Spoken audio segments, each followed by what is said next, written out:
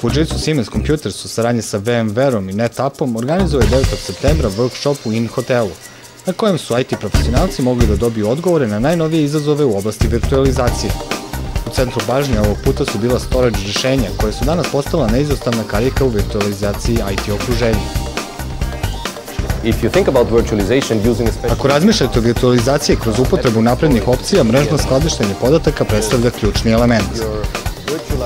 Virtualizacijom više servera u jednom fizičkom serveru, kod kreiranja sigurnosnih mehanizama ili kada je potrebno učitati više virtualnih mašina, ključno je imati centralno skladište podataka.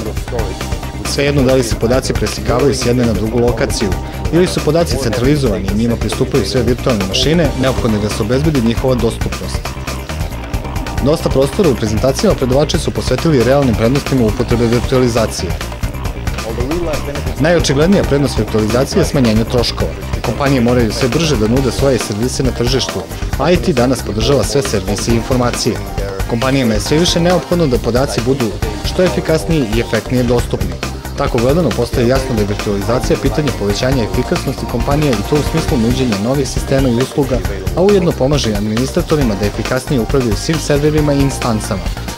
Jedan od dobrih primjera prednosti virtualizacije dolazi iz britanskog Telekoma, u kome je nedavno izvršena konsolidacija više data centara. Umjesto 1000 servera, sadašnji data centar i centar za oporavak zauzimaju samo 40 rekova, a procenjuje se da će kompanija samo na računima za struju da uštedi u narednih godinu dana oko 2 miliona evra.